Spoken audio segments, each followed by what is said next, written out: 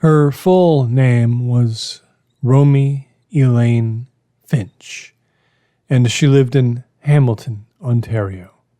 She was 27 years old, the youngest client I'd ever had. The connection from my host computer to hers was made using a standard Slytherin 3.5 video link with protobuf end-to-end encryption and a secure 3-factor login. She'd paid 30 days in advance via ACH transfer to one of my 3 dummy companies. There were no issues establishing the line between my desktop and her laptop. This was the first time she'd actually seen or heard me, and I suppose my appearance shook her up a bit.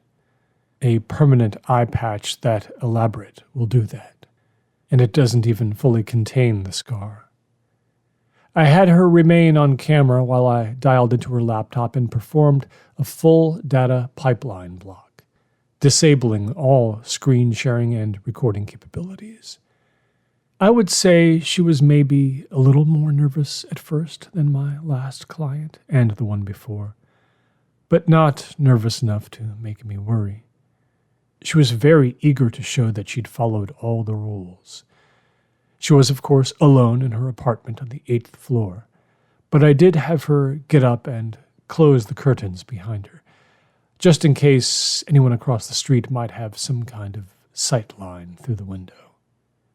She apologized for not being fully prepared and asked politely if she could get a drink of water from her kitchen. Hydration is important, I found. I'd intentionally led Ms. Finch to believe the previous week that there were no more questions for her to answer. This way I could get one last snapshot of her reactions under stress when I suddenly changed things up. When I brought out the clipboard and started in, that was when she almost broke. I had her confirm the dates of her time at Upham Hill State Hospital back in 2019, which still seemed very fresh in her memory. Just a reaction to some medication, she affirmed, that had caused a very bad panic attack. It happens. It dawned on her quickly that there was no possible way I should have had access to that information. And I could tell she was about to add a comment about that when I cut her off to keep things on track. Sertraline was what she'd been prescribed back then, and she'd been on it for about a month to treat obsessive-compulsive disorder. That was fine, according to my research. That type of medication should not have presented any difficulties with the business we were transacting that night.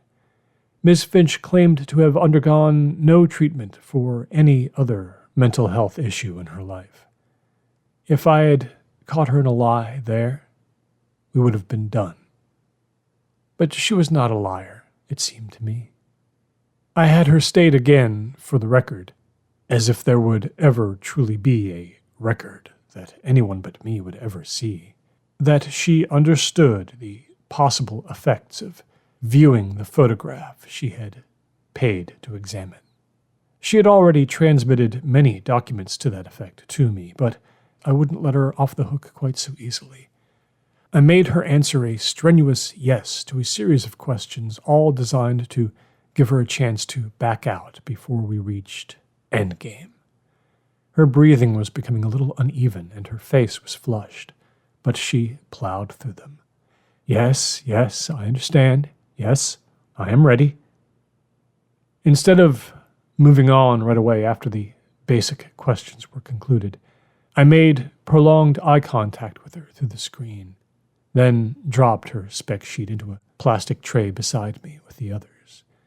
I found that stone silence, properly applied at the right moment, can often result in a client finally coming to their senses and backing out. After she was prompted to accept my screen share, I explained to her, she would simply click OK, and then the photograph would appear, filling her display with no adjustments either necessary or possible. I would not be able to see it myself, nor had I ever seen it. So it was up to her to tell me quickly if any technical problems had occurred. She kept nodding like a flamingo hearing a drum beat. It was about this stage in the process that a client's heart rate would begin to accelerate and adrenaline would make their hands tremble. The photograph will stay up for exactly 60 seconds. No more, I told Miss Finch. That is all the access to it you will ever have. I had her confirm visually that her phone was turned off and had her place it face down on the desk beside her. I had her rise once more, ostensibly to make sure her front door was locked, but in reality, I thought she needed to get moving a bit to bring her blood pressure down. When she took her seat again and ran her hands through her long hair for the 7th or 8th time in the last 3 minutes, I made one last query about her personal life, which was what had been the most frightening thing that ever happened to her. She was taken aback once again, but by now all the protective psychological layers were pretty much in tatters. So after a moment of thought, she was able to tell me what I sought to know. She seemed to gain confidence as the story was told, sensing her trial was finally about to end. She'd been 16 years old.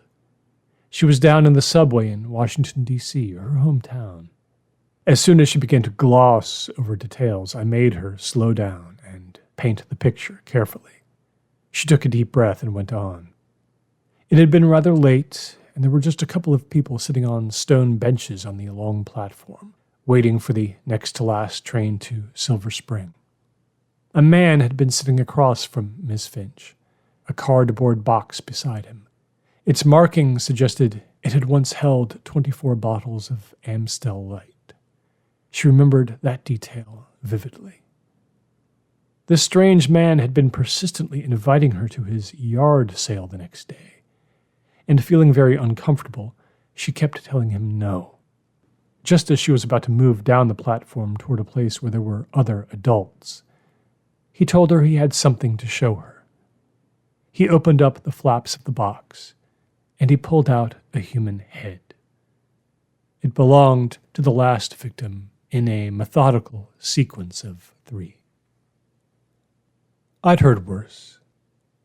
I asked Miss Finch if she understood that the experience of seeing this photograph would be a great deal more traumatic than that, and that however she perceived her level of tolerance for this sort of phenomena, she was venturing into completely new territory.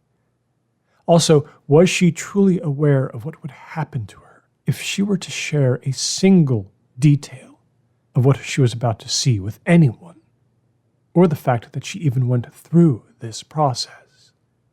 But she was on autopilot by then, telling me exactly what I wanted to hear, and predictably giving herself way too much credit, like the others, for her few episodes here and there of peeking into the cracks and crevices of existence that only a rare few even knew were accessible given the right guide.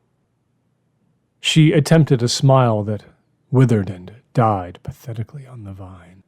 My God, when I was 27, I was still living with my grandfather and selling his vegetables at a crumbling stand on the edge of his farm. I only have time for so much parenting of my clients. I told Miss Finch to watch for the OK button to appear, advising her that she'd likely have to lean in a bit to see everything. I performed just a few more mouse clicks on my end, and after a few seconds, during which Miss Finch stole one last sip from her water glass, a polite chime sounded on both her end and mine. The photograph appeared then, full frame, on her screen, and her screen alone. I continued to see nothing but her kind, gentle face as she began to take it in.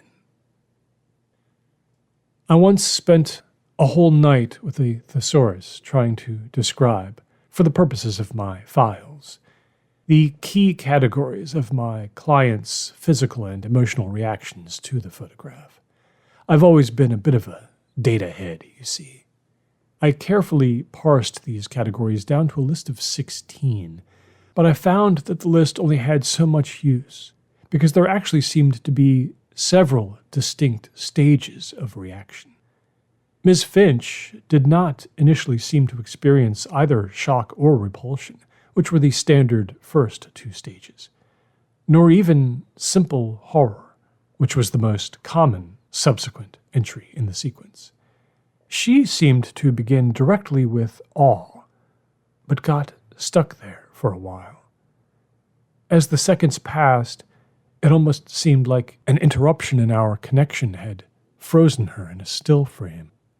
But no, I saw her swallow, and her eyes finally started to move again around the screen, her visual cortex utterly overwhelmed by complexity and sheer detail. She found the strength to move her face so close to the screen that her forehead disappeared. Then, about halfway through her allotted 60 seconds, there commenced a slow draining of spirit, an emptying out of essence, a bleeding out of the soul, I would call it. The bottom left corner of her mouth twitched, then curled downwards and locked there. A bit of spittle popped out and perched on her lower lip. Her head began to tilt to the left involuntarily, as if it were being operated by a puppeteer. Finally, it stopped in a rather uncomfortable-looking position. And then, here was the terror in her eyes. Here was that mind-scalding terror, so bottomless she essentially stopped breathing. I clicked my mouse and stopped sharing my screen, verbally announcing the end of the session. But Miss Finch either did not hear or she was unable to respond, or both. She'd seen it all, yes. And even now the incomprehensible imagery skittered through her brain, stifling her ability to respond to any other stimuli. I asked her how she felt, but it was an absurd and almost insulting question, really. Another full minute passed before she at least seemed to perceive my face once again on the other side of her screen. "Disconnect, please," I said. "Click the end call button." She just sat there, seeing me but not seeing me, perhaps hypnotized now by the mute pinprick of light representing her laptop's camera lens. Her limbs and spine eventually cooperated enough to lift her jerkily from her chair. Her arms dangled loose at her sides like they'd just been surgically reattached to her body and some numbing agent was preventing their use. She turned to her left and moved out of the camera frame, leaving me to stare at the closed curtains that had been behind her. They had carrots on them, a repeating pattern of carrots. How ugly. Her first apartment, maybe. Off on her own for the first time. I was quick to plug my headphones in and settle them around my ears. I cued a new drop-down menu on my screen and activated the remote microphone application I'd installed unbeknownst to Miss Finch, as she'd told me about the man on the train platform. The length of the story had been quite helpful in letting me set the audio levels right. I adjusted some sliders, and the sound in her apartment was now amplified for me to an uncomfortable degree. I heard her footsteps shuffle slowly and faintly down a hall, and hesitate there. A window was unlocked and pushed upwards, or perhaps slid to the left or right on its track, and a strong wind could be heard blowing into the apartment. Then a consistent stream of late-night city ambiance, the kind some people play on YouTube for hours to relax or get nostalgic. I pressed the earbuds tighter against my head. There came the sounds of awkward physical effort, and then a foot or an arm or a hand connecting hard with the window frame. After that, nothing at all for several minutes, but a couple of shouts down at street level on my client's block. I took my headphones off completely when I heard a siren. I went about the business of rendering Ms. Finch's hard drive unusable for when it was found. I have another form I fill out when a session feels completely resolved. Record keeping helps me spot trends and make smart changes to my service, which is true with any business enterprise. There are 6 session outcome categories I track, and in general I wind up checking just one from the list.